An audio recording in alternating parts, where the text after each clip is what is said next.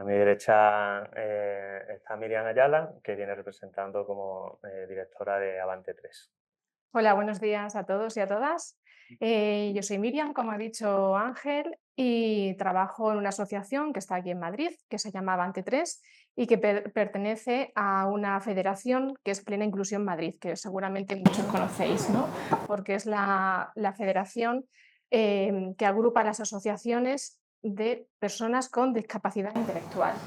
Eso quiere decir que nosotros en Avante trabajamos con personas con discapacidad intelectual. En nuestro caso son personas adultas, de 16 años en adelante. ¿Se oye? No, hola. ¿Cómo? Sí. ¿Sí? Vale, a ver si lo conseguimos. Y trabajamos en toda la Comunidad de Madrid, pero nuestra sede social está en Leganés. Y nuestro trabajo fundamental es la promoción y la defensa de los derechos, como no, de las personas con discapacidad intelectual en todas las áreas de su vida. Entonces, bueno, para nosotros es fundamental tener la oportunidad de estar aquí hoy y poder contar, ¿no? Desde el punto de vista social, ¿no? Cómo se trabaja en una asociación. Pensar en si cómo podemos hacer esto, ¿no? Cómo somos capaces, ¿no? De ayudar a las personas con discapacidad en la defensa de sus derechos y en la promoción, ¿no? Pues a través de servicios y, por supuesto, apoyos a estas personas y a su familia. Tenemos varios servicios de vida independiente y de asistencia personal, servicios de apoyo familiar, servicios de información y orientación, no solamente para las personas con discapacidad, sino también para las familias y para las entidades. Y también, por supuesto, un programa muy amplio de ocio, cultura y deporte, ¿vale? Sin olvidar una cosa fundamental y me parece muy importante decirlo, la formación para la capacitación laboral de las personas con discapacidad y el empleo con apoyo como metodología de inclusión laboral de esas personas. No me quiero extender más porque podría dar mucho más de Avante 3. De mi libro. Pero bueno, seguramente si queréis más información, pues contactáis con nosotros, os hemos dejado el tríptico y ahí tenéis toda la información. Muchas gracias. Bueno, a mi izquierda está Inmaculada Pose, que representa a FAEMA, Ávila. Pues muy buenos días, muchas gracias por la invitación. Voy a tratar de ser breve, que además no lo soy, me suelo enrollar, pero bueno, ya a estas horas, además la gente joven dirá, a ver esto, caca, que nos vienen a contar. Entonces vamos a tratar de ser también útiles, que lo que hablemos os interese también para vuestra trayectoria profesional.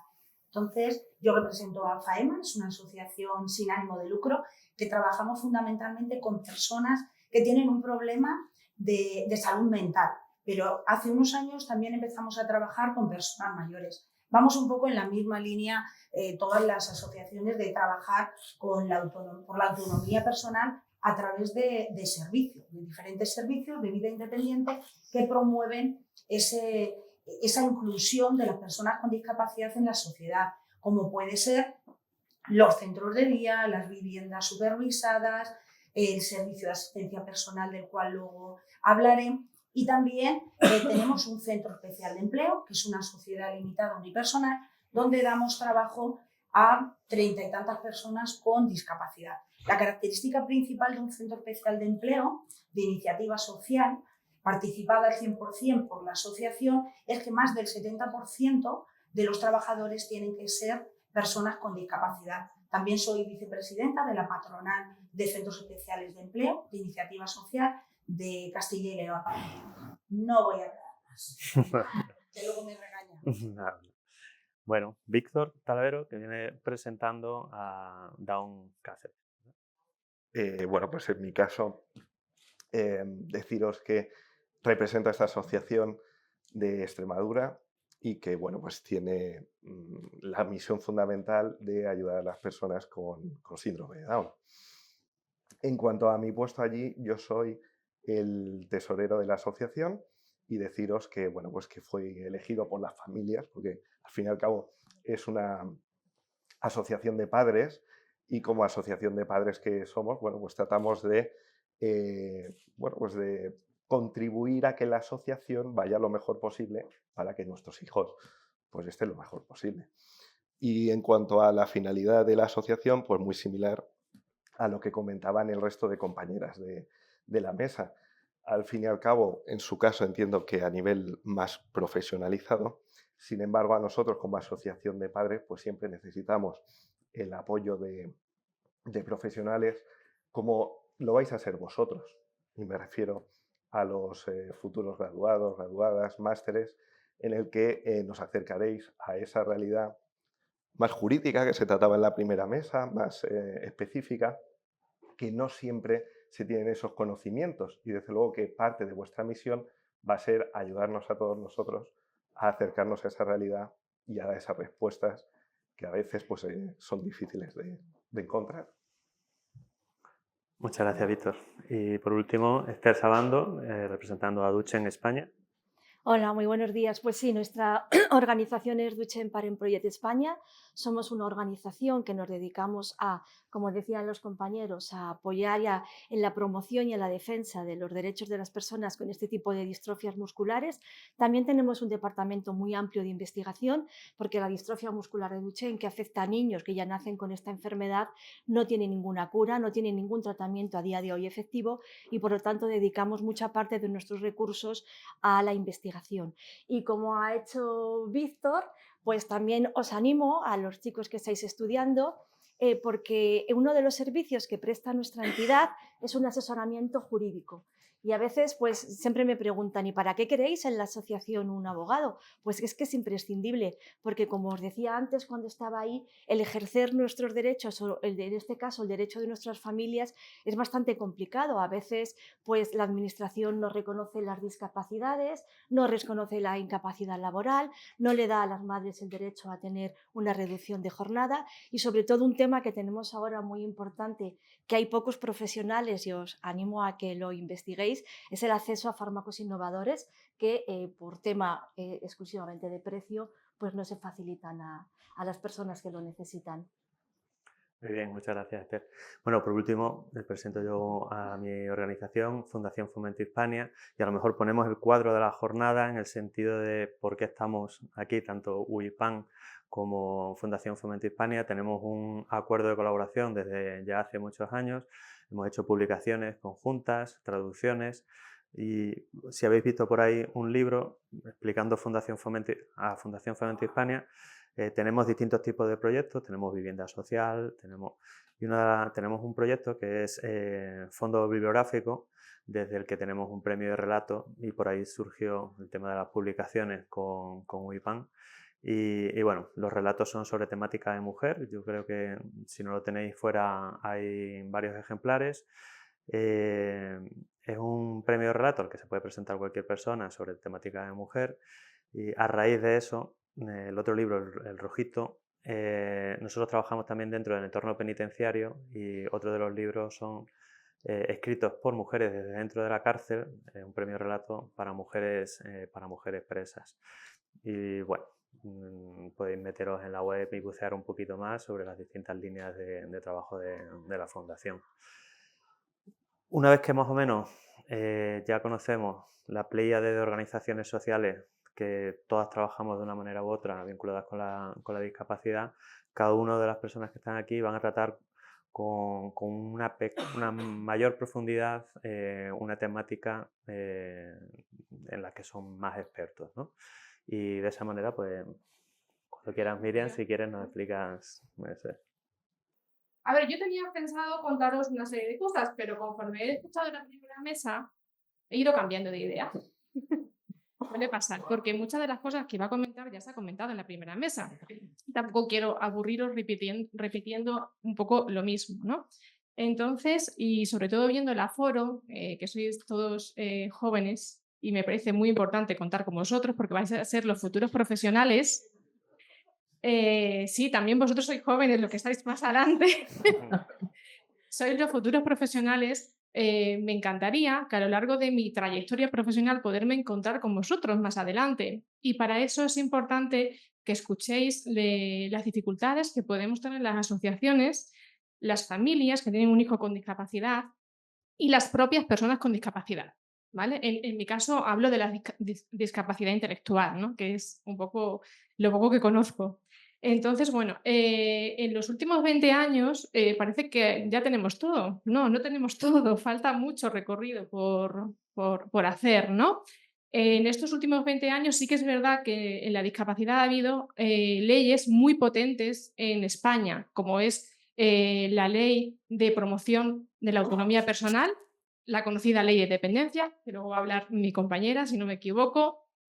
Parece mentira que hasta 2018 las personas con discapacidad incapacitadas judicialmente no pudieran votar, pues fue en el 2018, o sea, hace nada. Y ahora, en el 2024, hemos conseguido que en la Constitución española se reconozca y se cambie el término de, que mejor no lo digo, pero ahora es discapacidad. Y el año pasado, pues eso sí, ha sido el año pasado, y en el 2021 la reforma, ¿no?, de la legislación civil y procesal de la capacidad jurídica de las personas con discapacidad. Bueno, todo eso se ha hecho en 20 años. Imaginaos cómo estábamos hace 20 años hacia atrás, ¿no? Pero tenemos por delante muchos más retos, porque es muy difícil para una persona con discapacidad conocer todas estas leyes. Y para eso estamos nosotros y vais a estar vosotros. O sea, tenemos que conocer la legislación para poder informar a las familias, para poder informar a las personas con discapacidad y para poder informar y formar a los profesionales que vamos a tratar y que vais a tratar con ellos. Porque sin ese conocimiento y esa formación no vamos a conseguir que la ley se aplique. En España somos maravillosos haciendo leyes, pero también hay que aplicarlas. Nos faltan recursos para aplicar las leyes y nos falta formación para hacerlo. Y muchas veces también nos falta la valentía suficiente para reclamarlas cuando se están cometiendo, cuando no se están realizando, por así decirlo. Entonces, tenemos un recorrido y unos retos muy importantes por delante. Por ejemplo, en Avante 3, y voy a poner casos prácticos, que igual es más interesante para vosotros. En Avante 3, bueno, con la ley 8/2020, que se ha estado hablando antes, la ley recoge que disponemos de 3 años para revisar todas las sentencias y para establecer las nuevas medidas de apoyos. 3 años, la ley del 2021. ¿Sabéis a cuántas personas se le ha revisado la sentencia en Avante 3? Seguramente no lo sepáis. A 2 personas. Eso significa el 4% de las personas con discapacidad que hay en Avante. O sea, llevamos mucho retraso. ¿Por qué sucede? Pues por muchas cosas. Primero, las familias tienen miedo y hay que entenderlas y hay que ponerse en el lugar de las familias, porque antes pensaban, sentían que sus hijos estaban protegidos. Con esta nueva ley, por desconocimiento, piensan que sus hijos van a estar desprotegidos. Esto hay que explicarlo bien. Hay que hacer muchas sesiones de sensibilización y de información con las familias para que entiendan la ley y que realmente es la oportunidad que van a tener sus hijos de tomar decisiones, de apoyarles en esas decisiones, de cumplir sus sueños, de cumplir sus deseos, porque tienen derecho a hacerlo, según la Convención Internacional de Nueva York del 2006. O sea, es que claro, ¿desde cuándo estamos hablando de esto? Por otro lado, no hay profesionales formados, especialistas en esto. Encontramos poquísimos notarios. Os puedo decir que en Avante hemos encontrado 4 en toda la Comunidad de Madrid que conozcan la ley 8/21 y que apoyen porque cuando una persona va al notario, bien por iniciativa propia, ¿vale? O bien por iniciativa propia o bien con el apoyo de su familiar. Porque esa persona sabe lo que quiere, sabe qué apoyos necesita, sabe quién quiere que le apoye, pero nos encontramos con notarios que no tienen esta formación y que me gustaría que la tuvieran, porque es la única manera de poder aplicar la ley, como ha dicho antes, se ha dicho antes en la primera mesa. Por otro lado, tampoco se conocen los medios, ¿no?, que tenemos para que puedan para poder hacer un buen diagnóstico social. Por ejemplo, desde el Colegio de Trabajadores Sociales está el Informe Social de Apoyos, que es una herramienta clave para todo este proceso.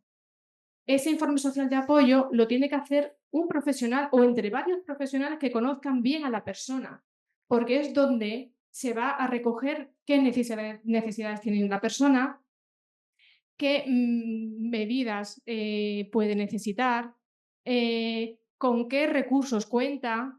O sea, una serie de cosas muy importantes y con un valor que un juez en principio no conoce, no tiene. Entonces, la importancia de conocer de este informe y de que los jueces suelen pedirlo, ¿vale? Para poner las medidas de apoyo, ¿vale? Pero es muy importante porque este informe solamente lo pueden hacer las personas que realmente conocen a la persona con discapacidad.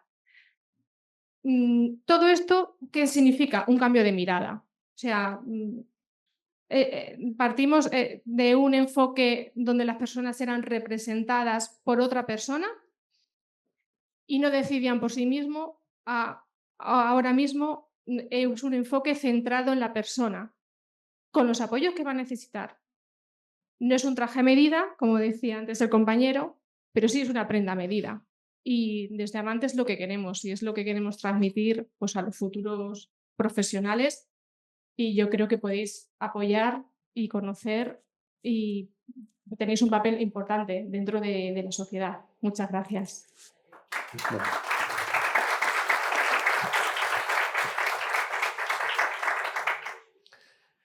Muchas gracias, Miriam. Bueno, una cosa que os queremos decir es que querremos dejar 5 minutillos después, al final de la sesión, pues para que pueda haber un diálogo, y así que si queréis ir pensando cualquier pregunta que podáis trasladar a las personas de esta mesa o quienes están, o a Juan Carlos, que todavía está aquí, de la mesa anterior, pues, y en ese sentido a los jóvenes también lanzar esa idea de que hablábamos el otro día, ¿no? Somos organizaciones en las que todas estas personas, o sea, todos tenemos abogados en nuestras organizaciones, ¿no? Y además de abogados, otros muchos perfiles, ¿no? A lo mejor pensad dónde os veríais dentro de nuestras organizaciones trabajando y demás, ¿no? Y bueno, sin más, le damos la palabra a Víctor. Muy bien, muchas gracias. Bueno, en mi caso me voy a centrar en en un concepto muy claro y muy preciso que probablemente muchos en esta sala lo desconozcan. Yo lo desconocía. Voy a hablar sobre el patrimonio protegido.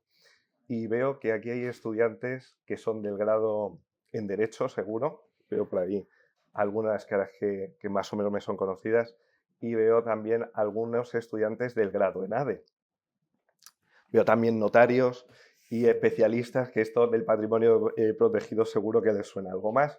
Pero me voy a dirigir, si me lo permitís, a esa zona de esta sala, a los estudiantes.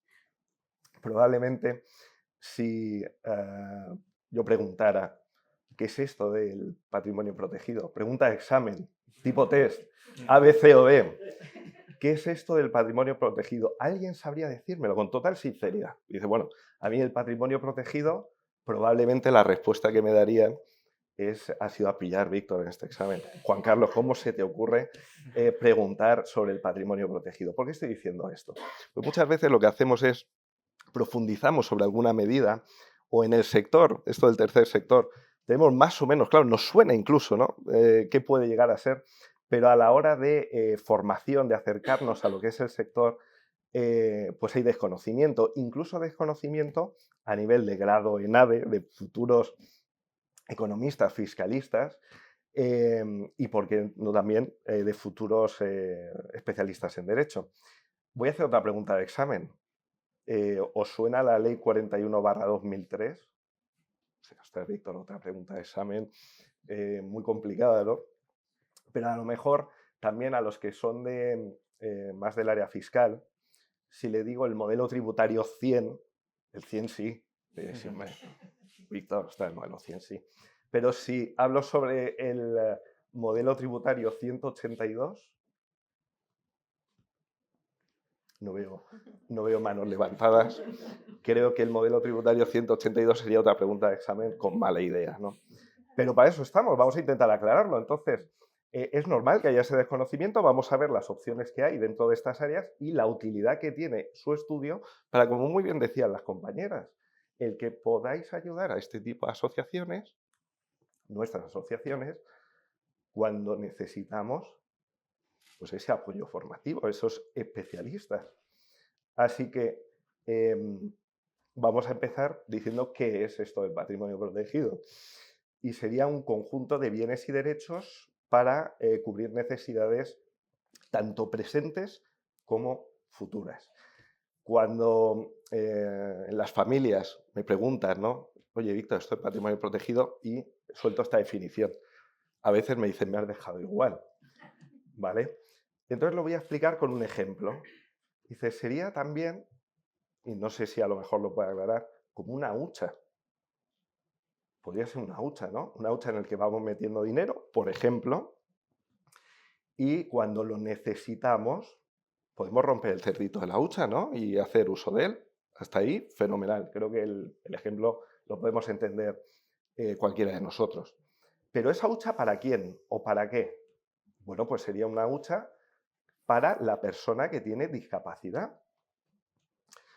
Y esa hucha, esto de protegido, sería como, no piensa protección de un patrimonio, puede ser un banco, ¿no?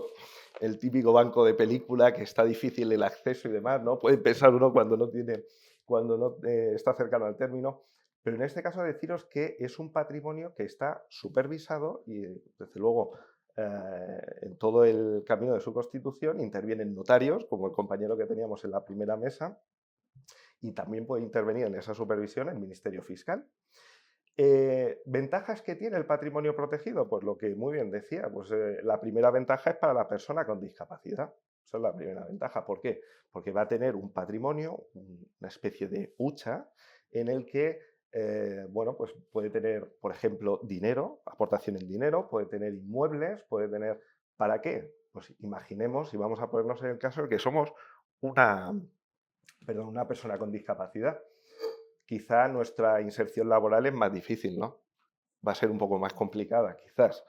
Entonces, poniendo el caso de que pueda ser algo más complicada, bueno, pues quizá pueda llegar a encontrar trabajo, pero ojo, que dependiendo de la discapacidad, puede que nunca encuentre trabajo. ¿Qué hacemos? Tenemos muchas instituciones que nos ayudan, ¿no? Pero desde luego que esta forma de patrimonio protegido también puede ser, bueno, pues desde luego una ayuda, una gran ventaja para este tipo de personas con discapacidad al tener esa hucha a su disposición.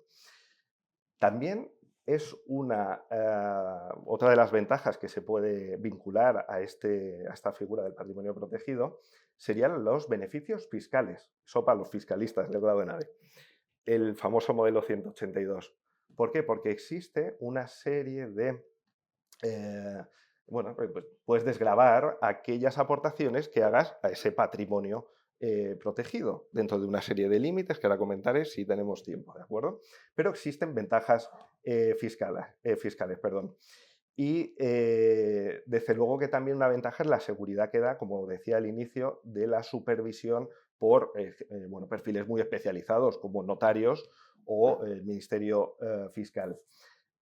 ¿Cómo constituirlo? Pues como os podéis imaginar, esta especie de hucha se puede constituir exclusivamente ante notario, ¿de acuerdo? Lleva unas formalidades en el que, entre otras, tienes que probar el grado de discapacidad, que en el caso de discapacidad psíquica tiene que ser superior al 33%, y una vez que lo pruebas, por ejemplo, con la resolución que emita la delegación, por ejemplo, territorial de la comunidad autónoma competente, en el caso de Extremadura sería el SEPAD, está ese requisito para poder bueno, constituir ese patrimonio protegido. Luego, si seguimos tratando de profundizar algo más en este tipo de patrimonio, tenemos que hablar sobre los intervinientes. ¿Quiénes serían los intervinientes? Bueno, pues tendríamos los constituyentes, que por ejemplo, en un ejemplo práctico podrían ser los padres, el beneficiario, que podría ser el hijo, la persona con discapacidad, y, muy importante también, los que lo van a administrar. Por eso también es importante todos aquellos y aquellas que os estoy formando en ramas de economía, porque muchas familias necesitarán apoyo para poder gestionar este tipo de patrimonios, ¿de acuerdo? Porque se debe llevar una contabilidad ordenada, unos registros para, en todo caso, probar que los fines que tiene esos fondos que se han incorporado en el patrimonio protegido son los que están previstos en la ley. Luego creo que ya si os preguntan esa cuestión en el próximo examen de Juan Carlos, supongo que ya pues, lo vamos a responder un poco mejor. Otra pregunta que podría plantear es ¿quién puede aportar al patrimonio protegido? Y la respuesta es muy clara, cualquiera. Cualquiera puede aportar. Sí que es cierto que si lo analizamos desde una perspectiva fiscal, exclusivamente tienen ventajas fiscales aquellos que tienen parentesco en línea directa o colateral, de tercer grado, máximo el tercer grado, ¿vale? ¿Y qué cantidad? Otra pregunta, ¿qué cantidad se puede aportar? Pues desde 1 euro a ilimitado. Esto es como una hucha. ¿Qué nos gustaría? Aportar mucho dinero, muchos bienes, muchos derechos, acciones, fenomenal, pero desde 1 euro, eso es como está contemplado. Y vuelvo a la perspectiva fiscal. ¿Cuáles son las ventajas fiscales? Entonces, que pueden tener aquellos que tengan parentesco con la persona de discapacidad a la que se le ha constituido el patrimonio protegido. Pues sería de hasta 10.000 euros por aportante y en el ejercicio, ¿de acuerdo? Y con un máximo de la hucha de 24.250 euros. Es decir, la hucha por ejercicio no... estamos hablando de ventajas fiscales para los del grado de NADE, sobre todo. No podría exceder los 24.250 euros porque si no, no tendría incidencia en el modelo 100, ¿de acuerdo? Que pasaría al siguiente ejercicio. Y también deciros que a nivel de renta, en el caso en el que se supere, porque alguien me podría hacer la pregunta, hombre, Víctor, entonces esto del patrimonio protegido, 24.250 euros, ¿cuánto vale un piso en Madrid? ¿Cuánto vale, no sé, cuánto el coste de la vida anual, que podemos hacer el cálculo? Bueno, bien, si además sumamos que para este tipo de personas habitualmente, y lo sabéis, lo sabemos todos bien, pues además hay que añadirle gastos de logopedas, gastos de formación específica, gastos de hospitales, médicos especializados y demás. ¿Cuánto necesitamos de dinero para cubrir todo eso? Pues cuanto más, mejor, ¿no? Entonces, esto se prevé en la legislación y deciros que en el caso de superarlo se pueden practicar reducciones en los 4 años siguientes en el que se ha realizado la aportación. Creo que más o menos me estoy explicando, ¿no? Si no es así, por favor, preguntar porque es un tema muy específico. Luego, bueno, ya sabemos que esto es así y importante también puntualizar para qué vamos a utilizar el dinero de la hucha. ¿Para qué creéis que lo vamos a utilizar? Ya lo he adelantado, ¿no? Tanto en la definición inicial como ahora al puntualizar esta última cuestión. Y es para cuestiones relacionadas con cuestiones vitales de esta persona con discapacidad, entre las que se encuentran, y algunos ya los he dicho como ejemplo, logopedia, cuestiones médicas, formación, todo eso se podría utilizar sin ningún problema y destinar ese dinero a ello. También, y pongo otro ejemplo, antes también lo ponía, ¿no? En la cuestión de cuánto vale un piso en Madrid. ¿Podemos aportar un piso al patrimonio protegido? ¿Qué pensáis? Que sí, ¿no? Tiene todo el sentido del mundo. ¿Por qué? Porque lo que queremos es tratar de estar seguros a nivel de familia de cuando yo no esté, dejar a mi hijo bueno, pues que esté en la mejor situación posible, ¿no? Por ejemplo, dice, pues por lo menos que tenga un piso donde estar. Son muchas familias, lo piensan así. Luego podría ser una opción a aportar en este patrimonio protegido, ¿vale? Fiscalmente, ya sabéis, no digáis que no lo he avanzado previamente. La familia no se lo va a deducir todo en el primer año, ¿vale? Porque excede de ya es pregunta de examen, 24.250 euros. Y a partir de ahí cierro el círculo, y ahora ya sí que estoy finalizando, y es con el modelo tributario al que hacía mención al inicio de esta intervención, y es el modelo tributario 182. Muchos de vosotros, de vosotras, desconoceréis este modelo tributario. Es parecido al modelo 100, que es el de la renta, en cuanto a, parecido digo, en cuanto al modo de cumplimentarlo. Necesitas certificado digital para poder hacerlo, es decir, necesitas conocimientos técnicos que muchas familias pues, no lo van a tener. Luego, desde luego, que si os queréis especializar en este tipo de fiscalidad, yo lo voy a denominar, si me lo permitís, como fiscalidad social, pues os animo a ello, ¿de acuerdo? Y una vez cumplimentado, lo que haréis es que vais a presentar exactamente, vais a declarar qué se ha aportado a ese patrimonio protegido, específicamente las aportaciones, por ejemplo, dinerarias que se han realizado. Juan Carlos ha aportado a un patrimonio protegido 13.000, Enrique 5.000 y Víctor 3.000. Vale, pues en ese caso lo pondría. Pero ojo que en este supuesto, vamos a poner que el hijo es de Víctor. ¿Quién se deduce? ¿El que aporta? ¿Ha dicho allí alguien? No, solo se aporta a Víctor. Porque acordaros que tiene que tener una vinculación con la persona con discapacidad. En este caso, yo sería el padre, luego estaría dentro del tercer grado. El resto no se desgravaría, no tendría esa opción, pero Víctor sí. Vamos a poner otro ejemplo en el que aporta el padre, la madre y el abuelo. ¿Quién se desgravaría? Los tres, ¿vale? Siempre dentro de los límites. Y ahora ya sí que concluyo diciendo que una vez que reflejamos los aportantes con sus DNIs, toda la información, la cantidad, por ejemplo, dineraria que han aportado, los bienes inmuebles que en su caso podrían aportar, incluiremos en este modelo tributario 182 lo que tendrá una repercusión directa en el modelo 100.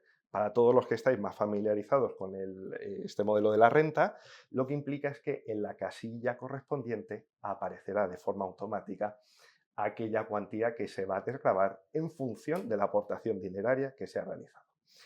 Y bueno, si desde luego que cae en el examen, ahora creo que sí, se dará respuesta correcta. Espero que en todo caso, si no entra en el examen, que sería una pregunta complicada, os anime a especializaros en este tipo de cuestiones que, como muy bien decía la compañera que ha empezado con el turno de intervención, no hay muchos especialistas en estos temas y desde luego que es una salida profesional que, además de pues la retribución que se pueda tener independientemente de la asociación, no hay mejor retribución que el fin social positivo que se está realizando al informar a una familia sobre las ventajas que tiene, en este caso, de aportar a un patrimonio protegido. Ventajas, en este caso fiscales, ventajas que le van a dar seguridad de cara a saber qué pasará cuando ellos no estén. Muchas gracias.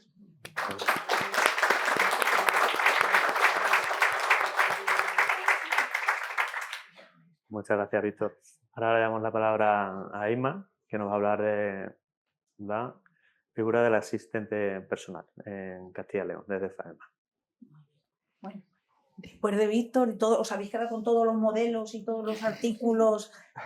Yo no voy a hablar ni de artículos ni de modelos, porque si no todos caen en el examen, dirá, en la hora que nos hemos apuntado.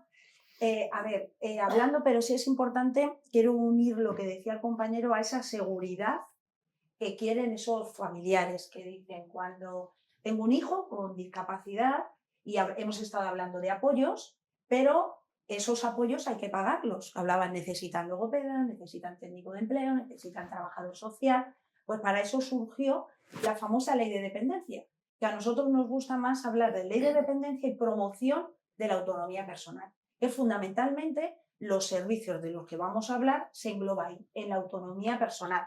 Entonces, cada persona necesita un servicio y unos apoyos determinados. Esta ley contempla centros de día, asistencia personal, viviendas supervisadas. Es decir, nosotros, no lo he dicho antes, FAEMA es una asociación de Ávila. En Ávila apenas hay industria. Tenemos una muralla muy grande que está abierta a todos, pero el empleo es complicado. Y si hablamos además de personas con discapacidad, todavía lo es más. Por eso es la creación del Centro Especial de Empleo. Gestionamos un restaurante. Imaginaros, hemos tenido que crear un restaurante que además me siento muy orgullosa de decir que ganamos el premio Hostelería España. Porque claro, hay empresarios que contratan a una persona con discapacidad, tienen un camarero, tienen dos, Nosotros, el 70% son personas con discapacidad. Tenemos camareros, tenemos personal en el office, gente que coge la recepción de los pedidos, en fin, así hasta 30 y tantas personas. ¿Qué hace la ley de dependencia? La ley de dependencia lo que hace es dar un grado a esa persona que supuestamente tiene una dependencia o es susceptible de recibir apoyos. Dan un grado 1, un grado 2 o un grado 3. En función del grado dan mayor cuantía. Entonces, también ¿qué pasa si no se lo dan? Si no se lo dan, quedan en terreno de nadie, que es un gran problema también que hay. Tenemos otros programas por otras financiaciones y subvenciones que tratamos de darlos ese apoyo. Pero sí es cierto que en Castilla y León es todo susceptible de mejora, pero sí lo han fomentado mucho. Han dicho, ya que no tenemos mucha industria y mucho empleo, también nació para prestar el apoyo y para que las personas pudieran tener esos servicios. Y hemos generado empleo. Entonces, una vez que vamos a ponernos en el lado positivo, que esa persona es valorada, tiene un grado 1, un grado 2, un grado 3, dan una cuantía económica en función del grado y de la capacidad económica que tiene esa persona, y con ese dinero la persona con discapacidad, en muchas ocasiones apoyada también por la familia, toma la decisión de vincular esta prestación a un servicio que se llama prestación vinculada al servicio.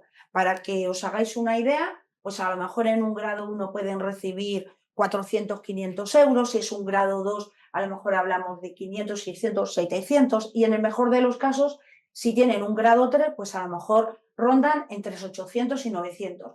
No sé luego ya en función de cada comunidad autónoma, porque hay un mínimo a nivel nacional, pero luego cada comunidad autónoma puede hacer una aportación a mayores. Con esta prestación vamos a hablar ahora del servicio de asistencia personal. Es un servicio muy a la carta, donde está la figura que tiene una formación de un FP, del módulo sociosanitario. A veces también hacen pequeñas formaciones o incluso las asociaciones damos una formación en asistencia personal, porque nos encontramos que a veces en pequeños municipios, en pueblos muy pequeñitos, te encuentras que no hay personas capacitadas para poder trabajar. Entonces les damos esa formación.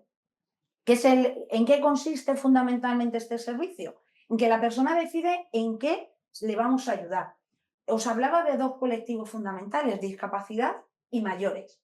Son ellos los dueños de su vida. Entonces, muchas veces las personas mayores ¿dónde reflejan el apoyo? Pues en tareas del hogar, en apoyo en citas médicas, en acompañamiento a temas bancarios, porque los pobres se ven perdidos en ir a un banco, ahora todo es por internet. En personas con discapacidad no pasa lo mismo.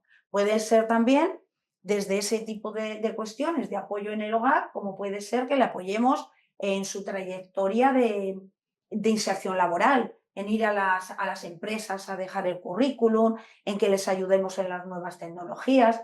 En este servicio tengo que decir que hemos incorporado, por ejemplo, la tablet, que sobre todo en las personas mayores nos sirve de terapia cognitiva, se trabaja también videollamadas.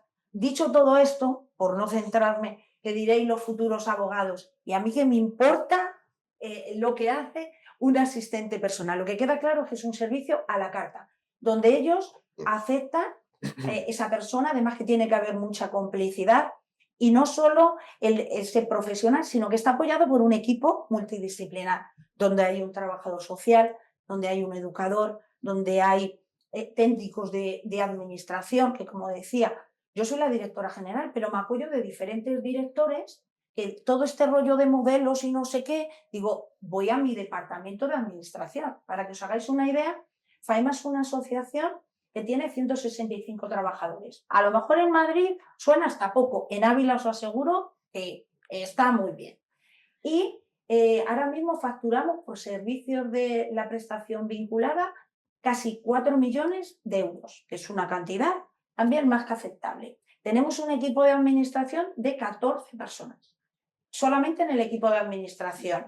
Hay gerentes, directores generales, que unos son abogados, otros son psicólogos, otros son trabajadores sociales. Conozco 2 Uno es Salamanca, que pertenece a la red de salud mental, y en Ávila otro compañero que pertenece a Plena Inclusión es abogado. Y nosotros concretamente tenemos una directora de recursos humanos, que es de relaciones laborales, otra que es económica en el departamento de financiera, otra también es económica en el área directora de administración y de programas, muchos técnicos en gestión administrativa, más otro batallón de auxiliares administrativos.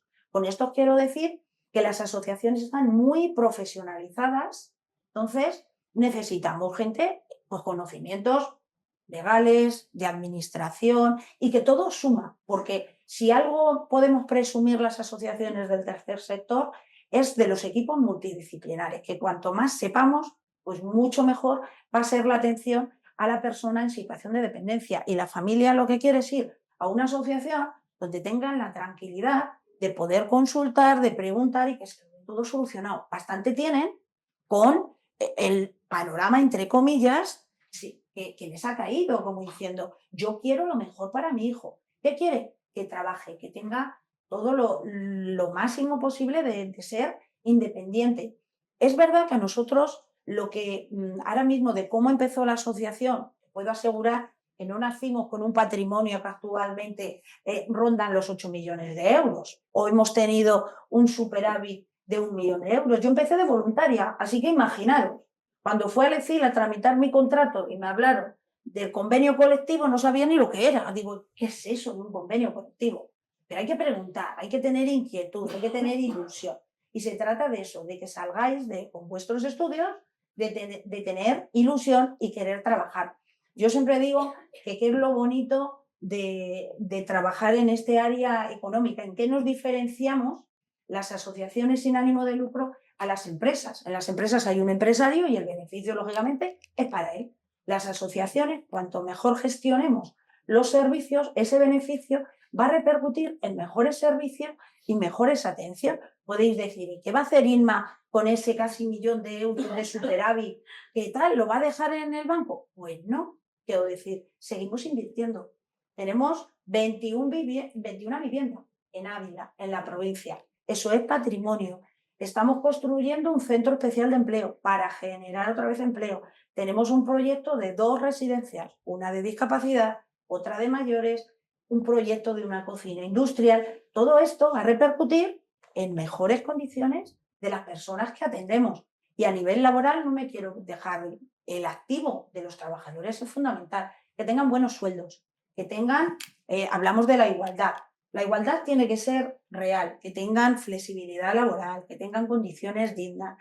Nosotros tenemos el distintivo óptima. El distintivo óptima es la máxima distinción que da la Junta de Castilla y León a las asociaciones en materia de igualdad. Nosotros ya os digo, por protocolo no sexista, de acoso laboral, un montón de historias. No sé si conocéis el compliance, ahora está muy, muy de moda. Significa que el cumplimiento normativo. Es decir, tenemos empresas contratadas que nos asesoran de todas las normas que tenemos que estar vinculadas. No es decir, o pertenecemos a Fundación Lealtad. Se ha hablado de donaciones. La gente quiere donar a asociaciones que sean transparentes, que vean dónde dan sus donativos. Muchos, pocos, porque al final lo poco también suma. Entonces, todos estos sellos de transparencia, de calidad, tenemos auditoría de cuentas. Nosotros pagamos para que nos auditen. No sé si 7.000, 8.000 euros pagamos. Encima nos damos más trabajos a nosotros mismos, pero son estándares de calidad, porque también de blanqueo de capital. Las asociaciones a veces, bueno, pues está ahí, hace algo mal y parece que todas lo hacen mal y para nada. Yo solamente quería transmitiros que las asociaciones somos un gran activo en esta sociedad, no solo por la labor social, que eso parece que siempre es lo que más se conoce, pero luego hay un componente económico y laboral ahora mismo muy, muy potente, sin comentar todo el impacto económico que puede tener en una ciudad como puede ser Ávila o en el medio rural. Es decir, hablamos de este servicio, por ejemplo, que son 80 asistentes personales, 81. Son muchos puestos de trabajo, precisamente a veces en el sector de la mujer y en entornos rurales. Entonces, yo creo que, bueno, animaros a dejar el currículum a las asociaciones, que muchas veces no te llegan currículum de este perfil más laboralista o más relacionado con el tema económico. Y yo nada más no quiero aburrir mucho más. Así que gracias por estar aquí esta mañana con nosotros.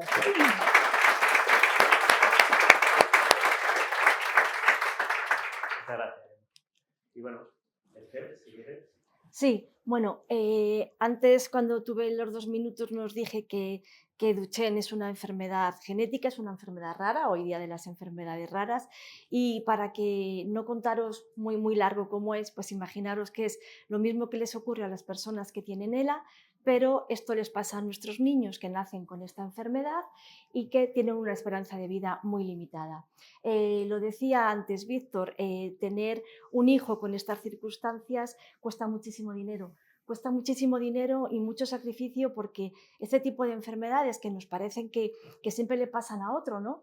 Yo no os por asustados, pero en esta sala yo sé que soy portadora de una enfermedad rara, no de Duchenne, de otra, pero algún portador más hay aquí, ¿eh? Y sois jóvenes y os parece que, porque nos ha pasado a todos los que tenemos hijos con algún tipo de enfermedad, tú haces una familia, formas una familia y piensas absolutamente en todo, en el nombre, ahora los nombres no sabemos ni pronunciar los de los niños, en cómo vas a poner la habitación, hasta pensamos cómo vas a orientar la cuna, ¿no? Si al norte, al sur, para que duerma, y resulta que un día llegas y te encuentras con una enfermedad de estas y entonces nadie te ha enseñado a lo que te vas a enfrentar ni te imaginas a qué te vas a enfrentar. Eso sí que es un máster. Eso es un máster que haces rapidísimamente. Y apruebas, ¿eh? Esto... No hay Víctor que nos preguntes preguntas. Sí, lo haces. ¿Qué ocurre? Que esto afecta a todos los órdenes de la vida, es decir, al familiar, al social, al laboral. En la mayoría de las familias, las mamás, y digo mamás porque son las mamás las que dejan de trabajar para atender a sus hijos, y esto, pues imaginaros cómo repercute económicamente. Y antes también lo comentó la compañera, la protección del Estado solamente está cuando tienes reconocida una discapacidad o una dependencia, pero hay muchas personas que no tienen reconocida una discapacidad ni una dependencia. Nuestros niños tienen un desarrollo intelectual normal, por lo tanto su discapacidad solamente es física. ¿Qué ocurre? Que como son niños pequeños, hay muy poco profesional e incluso en los centros de valoración que sepan detectar si el niño tiene una discapacidad o no. Es verdad que los niños pequeños todos andan lentos, es verdad que se caen, es verdad que algunos tardan más en andar, pero es que, claro, cuando nuestros niños tienen 3 años o 4 años y ya tienen un diagnóstico, han pasado 4 años sin que se les haya reconocido una discapacidad. ¿Qué ocurre si no se reconoce una discapacidad? Pues que tampoco tienes acceso a la atención temprana y que dentro de los hospitales no tenemos servicios ni de fisioterapia ni de rehabilitación para que puedan atender a los niños. Si no tienes discapacidad, es también complicado tener acceso a otro tipo de medidas. Y ahí muchas veces es donde tiene que actuar nuestro abogado. A mí me parece lamentable que tengamos que utilizar los tribunales para que se reconozcan discapacidades, pero así es. Y además tenemos una justicia tan tremendamente lenta que a lo mejor, bueno, pues ahora hemos tenido en Andalucía un juicio en el que hemos tardado 3 años en que se produzca la vista. Cuando hemos ido a la vista, los niños eran 2 hermanos, ya estaban sentados en silla de rueda. Y la jueza nos dijo, ¿pero cómo me traen estos niños? Pues alguien les tendrá que dar la discapacidad, si no se lo da el centro base, ¿quién le tiene que dar la discapacidad? O sea que tremendamente es lamentable tener que utilizar los servicios jurídicos para esto, pero sí que es verdad y que también hay muy pocos abogados especialistas en este tema. Antes también se comentó, es verdad que hay jueces que conocen el tema y que entonces es muy fácil, pero hay otros que no y es un poco más complicado poder defender estas situaciones. Hablamos mucho de equidad. Tenemos un gran problema en este país y es que tenemos 17 comunidades autónomas con 17 gobiernos diferentes que además no se entienden ni entre ellos ni con el central y por lo tanto tú puedes tener con la misma enfermedad un 65% de discapacidad en Castilla y León y un 0% en Madrid. Y esto también dificulta muchísimo lo que tienen que hacer las familias para poder salir adelante. También hemos estado hablando mucho de los apoyos en la discapacidad intelectual. En discapacidad física no hay esos apoyos. Nosotros tremendamente estamos muy limitados porque imaginaros, tenemos algún joven que, bueno, dentro de su discapacidad, pues tiene mucho interés en estudiar, tiene su capacidad cognitiva muy conservada y por lo tanto es capaz de ir a la universidad y sinceramente si no fuera por el resto de compañeros que le ayudan, pues ni tan siquiera la universidad está adaptada. Entonces es que ahora hablamos de que parece que todo está adaptado y que no hay barreras y no es así.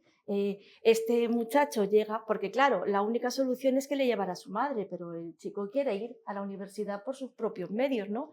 No quiere que le lleve su madre. Como es capaz de caminar 100 metros, 200 metros, pero ya no más, pues él puede ir con su bastón, pero luego necesita la silla de ruedas. Pues ¿qué ocurre? Que no hay esa figura de la asistente personal que pueda ayudar al joven a que pueda ir a la universidad. Y entonces, bueno, yo siempre defiendo a los jóvenes, ¿no? Cuando dicen que cómo es la juventud que estamos creando, pues creo que son tremendamente solidarios, creo que hacen un trabajo brutal con niños con Duchenne o cualquier otra discapacidad y gracias a ellos, pues este niño puede ir a la universidad. También tenemos un problema muy grande en los colegios.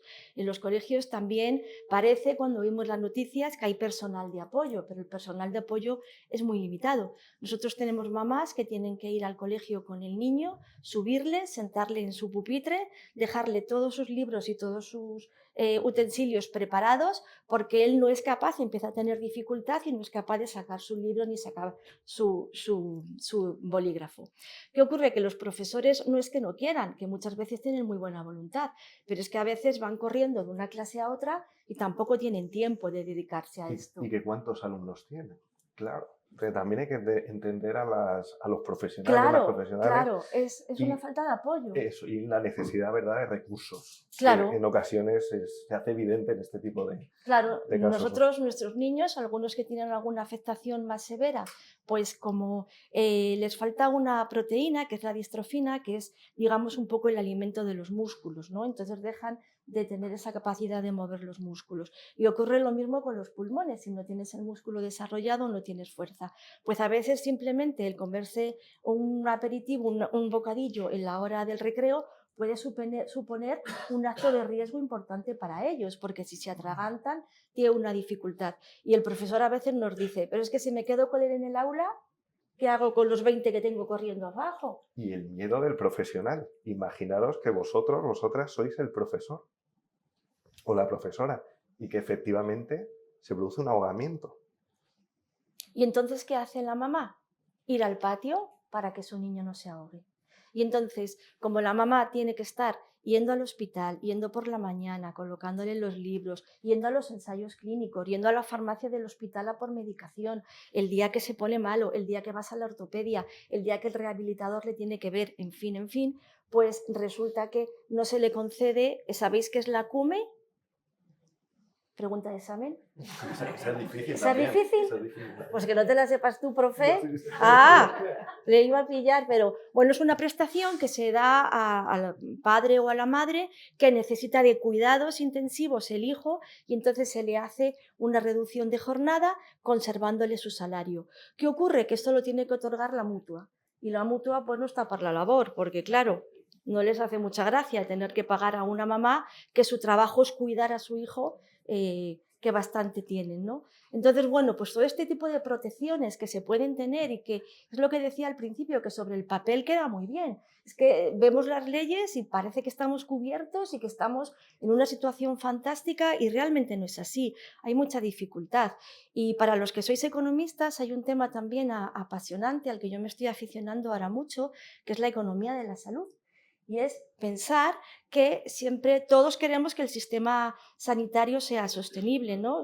Los pacientes que somos o seremos todos somos los más interesados. Entonces ahora parece que cuando viene un fármaco innovador que vale muchísimo dinero, pues no se puede poner porque se va se va a arruinar el sistema, ¿no? Y el sistema no se arruina porque normalmente cuando viene un fármaco innovador que hace que una persona con una enfermedad rara muy grave sea capaz de sobreponerse, sea capaz de trabajar, de pagar impuestos, de contribuir a la sociedad, de no estar dependiendo de una pensión, pues también ese aporte económico que se hace a la sociedad no se está valorando como se debía. Y ahora hay grandes especialistas que se dedican precisamente a estos temas, a calcular cómo algún gasto que solamente vemos como gasto en salud puede ser una gran inversión porque esto supone un gran ahorro para el sistema. Porque si las personas dejan de ingresar, dejan de tener cirugías, dejan de tener prótesis, dejan de tener otro tipo de fármacos, también se contribuye de alguna manera. No tengo ni idea de cómo voy de tiempo. Bueno, en general vamos un poquito... Porque yo cojo carrerilla. Bueno, vale, pues si quieres ahora dejamos sí, un tiempo eso es para preguntas. Y si surge alguna idea nueva. Bueno, por parte de Fundación... Vale, solo doy un par de ideas sobre la actividad nuestra dentro de discapacidad y ahora cerramos ese turno de preguntas. Desde Fundación Fomento Hispania, bueno, tenemos 4 líneas de actuación: educación y cultura, patrimonio natural y cultural, acción social, y luego tenemos otra que es apoyo a las personas, y dentro de esa tenemos distintos proyectos y 2 proyectos que son Cuando me cuido, te cuido y Dar y recibir. Esos proyectos tienen una vocación de atención. En toda esta jornada de discapacidad estamos hablando de las personas discapacitadas. Nosotros ponemos el foco en las familias, en los cuidadores, en cuidar a los cuidadores. Esas personas, las personas discapacitadas, siempre, como decía antes Lidia, necesitan de familiares, la agencia está en los casos en los que no existen esas personas. Pero bueno, son personas que están, como decía también antes Víctor, nadie está preparado, ¿no? Decía, es un máster rápido que se aprueba y se sufre mucho y se padece en soledad, ¿no? Y además con un gran desconocimiento. Cuando surge cualquier tipo de cuestión de estas, un niño o personas mayores que pasan a ser dependientes, Alzheimer, cualquier tipo de enfermedad, pues las familias están muy sobrecargadas y con falta de formación, falta de conocimiento, referencias institucionales, todo. Y en ese sentido, Fundación Fomento Hispania tiene estos 2 proyectos que son se constituye como grupos de autoayuda en los cuales todos los familiares se reúnen, son grupos de 10, 15 personas, lo hacemos por distintos centros y guiados por un profesional.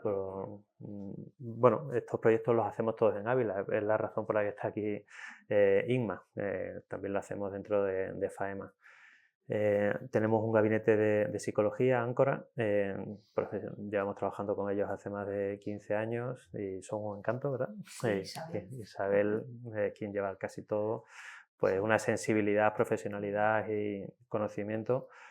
De forma que la estructura del proyecto es que estas personas, en el momento que se reúnen todas juntas, van comentando sus diferentes problemáticas, cómo se enfrentan ellas y bueno, en grupo las cosas se llevan mejor. Además, cada uno explica cuáles son las estrategias que van utilizando cada uno y bueno, es también un proceso de validación de las emociones, ¿no?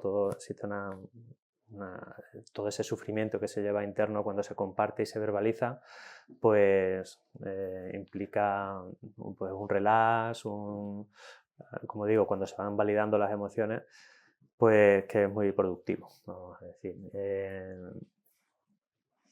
Yo creo más o menos esa es la idea que se ha captado.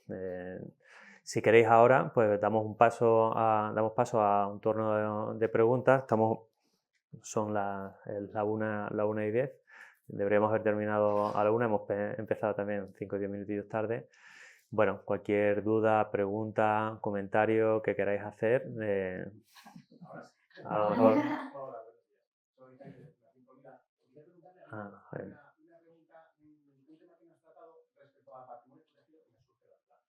¿Se puede hacer autoaportación a un patrimonio protegido? Entiendo que sí, porque cualquiera, como decía en mi intervención, cualquiera puede aportar, luego sí, por supuesto sí. Sí es posible.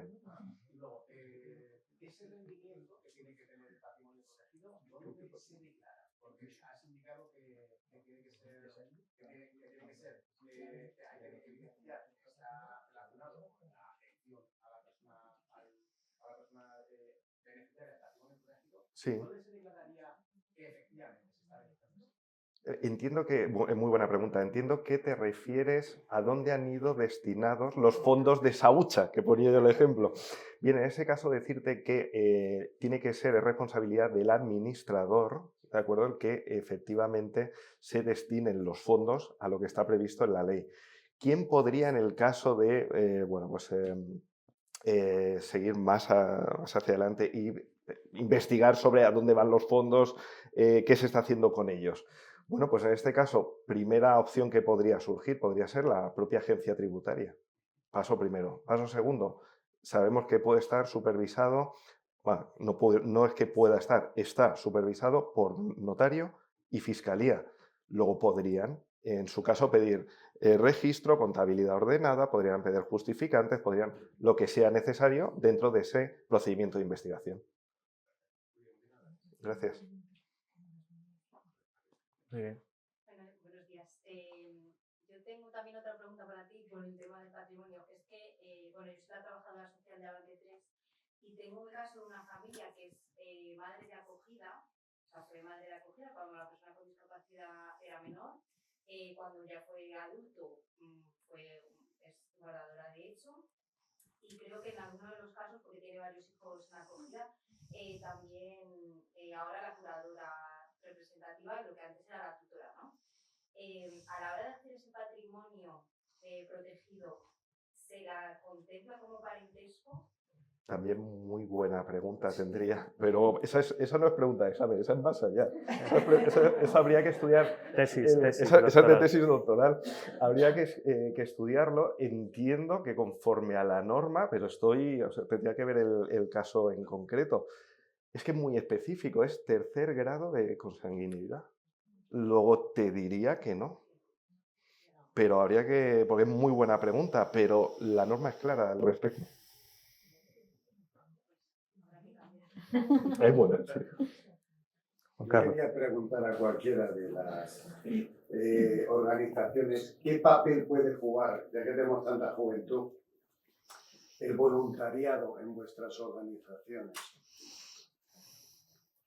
¿Quién sabe? A ver, por contestar, nosotros siempre hemos dado prioridad a contratos. Damos siempre, eso tiene que quedar clarísimo. Un voluntario acompaña, puede apoyar, pero creo que siempre es muy polémico, bajo mi punto de vista, quiero decir, tienes que definir muy bien y dejar muy claro lo que son unas labores de voluntariado, lo que es estrictamente profesional. De hecho, sí, tenemos un voluntariado, incluso personas con discapacidad tienen un grupo de voluntarios, pero para mí lo más esencial es tener medios económicos para pagar profesionales. Que llega el voluntariado, genial, estupendo, bien recibidos, con sus funciones muy delimitadas y siempre acompañando al profesional. Pero siempre, como directora general, soy más propensa a tener profesionales, que son los que dan seguridad a los servicios. Nosotros, por ejemplo, en el caso de Avante, igual que en su caso, tenemos una cartera de voluntarios y de voluntarias, ¿no? Pero que realmente lo que hacen es apoyar al profesional. O sea, como figura de apoyo me parece muy importante, porque a veces el profesional no llega a todo, ¿no? Entonces, para eso, ¿no? Y para poder tener una atención más centrada en la persona, el tener una persona de voluntario es fundamental. Sobre todo, además, cuando las entidades, pues a lo mejor económicamente o por sus recursos no llegan a todo, ¿no? Por ejemplo, nosotros no tenemos en la entidad ningún abogado ni ninguna abogada. Es un abogado voluntario, que es un hermano de una persona con discapacidad. Esa es la persona a la que se les derivan los casos de asesoramiento y lo hace de manera voluntaria, porque no tenemos recursos para tener en nuestra cartera un profesional. En este caso, y apoyando lo que estabas comentando, en la Asociación de Cáceres de Síndrome de Down a la que yo pertenezco, yo soy asociado, es decir, no me pagan por estas labores que hago de a la hora de ayudar a las familias, de qué puedo hacer un patrimonio protegido o no, que al principio no te preguntan, evidentemente, oye, Víctor, ¿puedo hacer un patrimonio protegido? Eso es una pregunta que es irreal, porque no saben que existe ese patrimonio protegido. Lo que buscan es asesoramiento de lo que nos llega a nosotros, es de qué puedo hacer para que mi hijo o mi hija esté lo mejor posible cuando yo no esté. Y a partir de ahí, como profesionales, como expertos, le das, bajo tu opinión, la mejor opción posible para tratar de solucionar esa inquietud. A mí, si me permites, muy rápidamente, que sé que estamos mal de tiempo, me parece que tienen una labor fundamental, primero como ciudadanos, como para respetar lo que pasa y tener empatía con los demás, y segundo, porque no hace falta ser voluntario de llevo al niño en la silla de ruedas al colegio, sino que siempre se pueden hacer trabajos de investigación, de doctorado, de máster, de visibilización de la enfermedad. Nosotros tenemos jóvenes que organizan una carrera, un partido de fútbol y bueno, pues ponen nuestros carteles y casi lo menos importante son los donativos que han recogido, ¿no? Lo más importante es esa labor de visibilización y ese compromiso que tienen.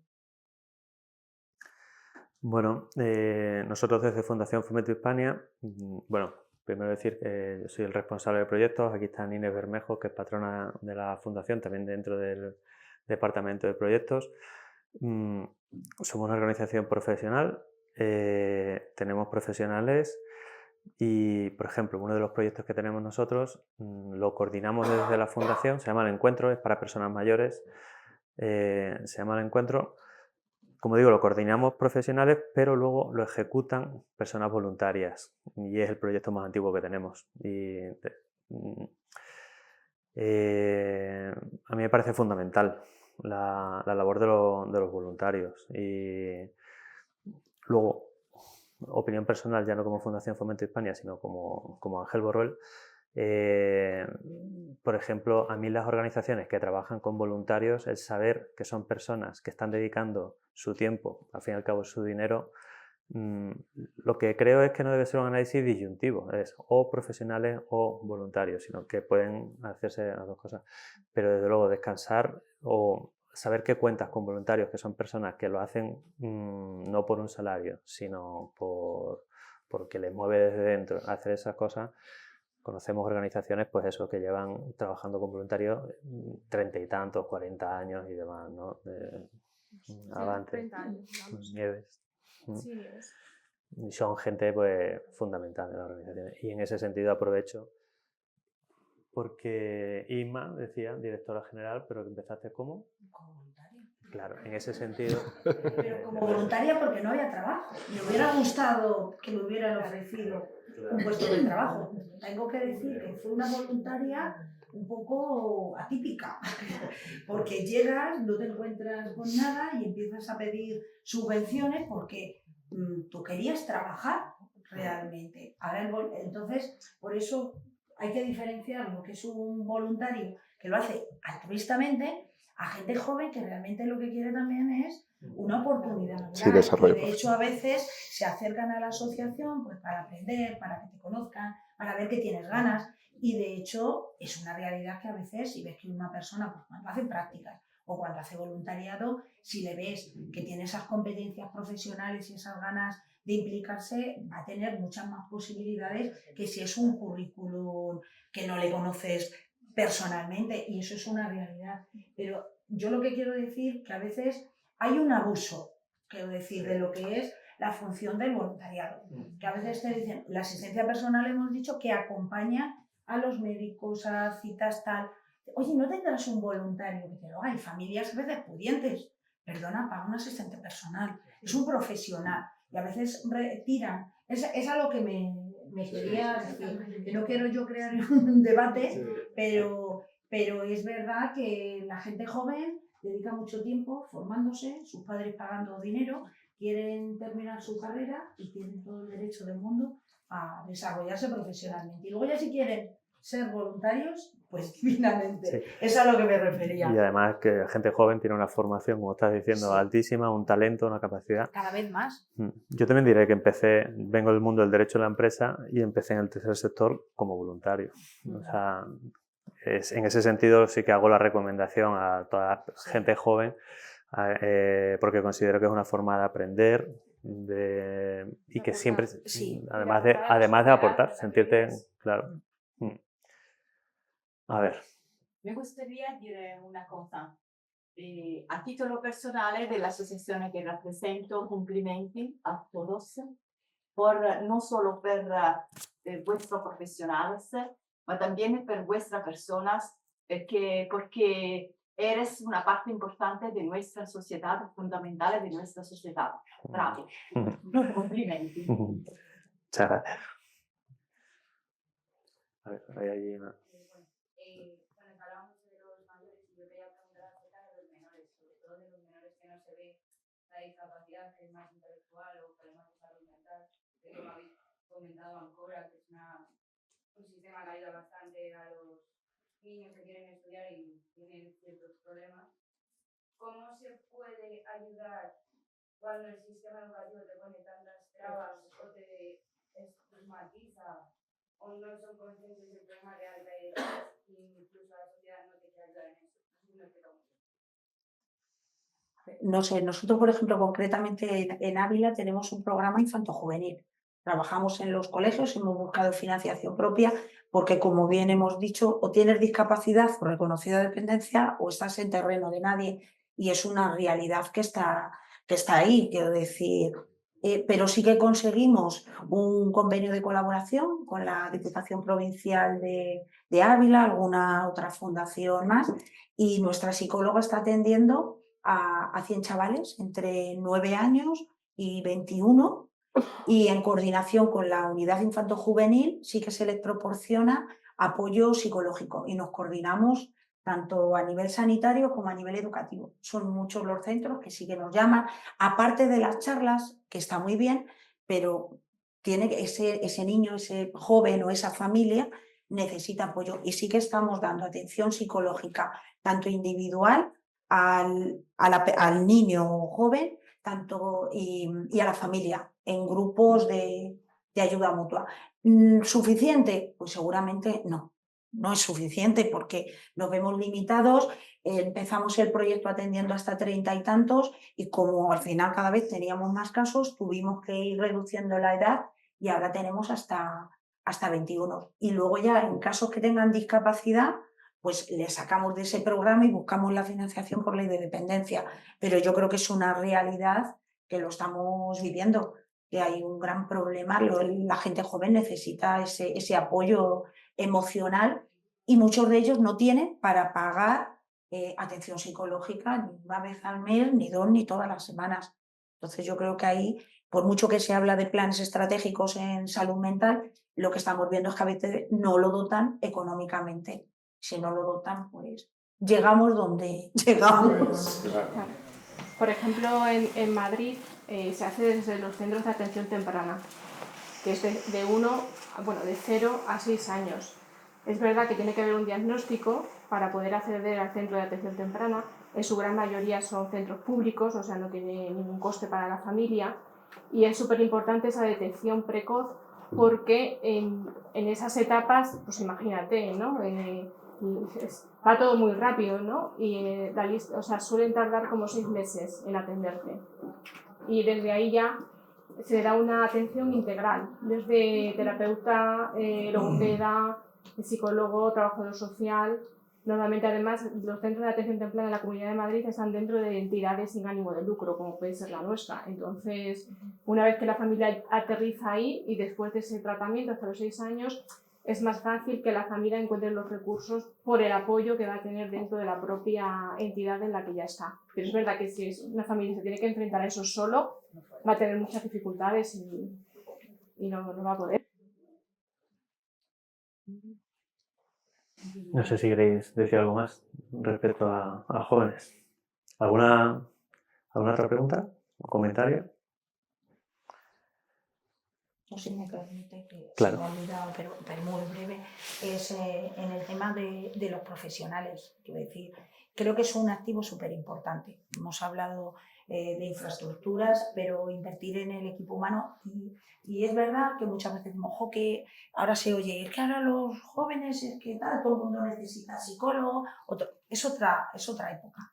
Entonces, Nosotros, por ejemplo, hace unos años, aparte de todas las medidas de conciliación, implantamos unos bonos de bienestar, donde todas las plantillas, todo el equipo técnico tiene derecho tanto a atención psicológica gratuita como a servicios de fisioterapia. Y la verdad es que es verdad que el equipo pues, está muy contento y esto repercute en mejorar los servicios. Si un trabajador está contento, no solo económicamente, sino físicamente y emocionalmente, porque a veces no le preocupa su puesto de trabajo, que dicen el estrés laboral, le preocupa pues otra situación que tiene ajena en su casa, que puede tener o no su padre con Alzheimer o un hijo con discapacidad o que su marido se ha quedado sin empleo. Entonces hay que apoyarle y si él emocionalmente está bien, os aseguro que el activo de las asociaciones es mucho mejor. Y creo que tiene que ser en la línea de que las asociaciones y las empresas trabajen en ello. ¿Y los fondos para financiar esos cuidados a los profesionales? Pues mira, son fondos propios de la entidad. No. También es verdad que la Junta de Castilla y León puso en marcha también una subvención para empresas puras y duras. Por ejemplo, el Centro Especial de Empleo, que es una empresa más lucrativa, que son actividades, os hablaba del restaurante, tenemos serigrafía, limpieza, costura, que van por otra parte, sí que recibe financiación, si son 15.000 euros, pero FAEMA no sé si aporta en torno a 25.000 euros para estos bonos. También es verdad que tenemos equipo de psicología y tenemos equipo de fisio. Entonces, pero bueno, es verdad que si el fisio está atendiendo a un trabajador, no está atendiendo a un usuario, ¿no? Y el Centro Especial de Empleo paga a la asociación por esos servicios. Pero yo sí que me apetecía decirlo porque yo creo que tenemos que ir en esa línea y una de las cosas que más han valorado los trabajadores en el cuestionario de satisfacción pues son todas estas medidas que se han implantado, tanto el bono de bienestar como de flexibilidad, porque como dice el dicho, no es trabajar para vivir o vivir para trabajar. Quiero decir, la gente quiere tener un salario decente, pero también poder disfrutar de su familia y de su tiempo de ocio. Está fenomenal, no conocía que existía el tema de fisioterapia para vuestros trabajadores. Y una pregunta para las organizaciones. Somos muy pioneros innovadores. Y para las organizaciones colaboradoras que tenemos acuerdo, ¿también sirve la fisioterapia también o no? Podemos sacar algún bono por ahí cuando vayas a Ávila. Bueno, no sé si tenéis alguna otra pregunta o comentario y si no vamos cerrando porque nos hemos pasado media hora de la hora. Bueno,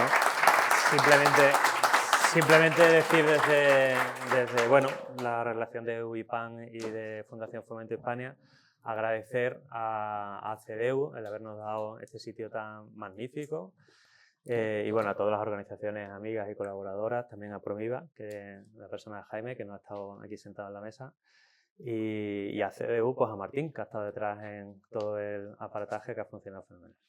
Y bueno, también decir que esta sesión, corrígeme Martín, se va a colgar, la vamos a tener. En ese sentido, además de las personas que han estado, pues creo que es muy productivo que en el futuro se puedan colgar y podamos tener, porque también creo que es desde la mesa primera, toda la temática jurídica han sido temas pues, muy específicos y la discapacidad pues es como muy desconocida y todas estas cosas, como decíamos antes, a las familias pues les sirve, ¿no? Y luego nuestro aporte desde lo social, pues también. Nada, dar gracias a todos que habéis estado aquí y nos veremos en otra mesa.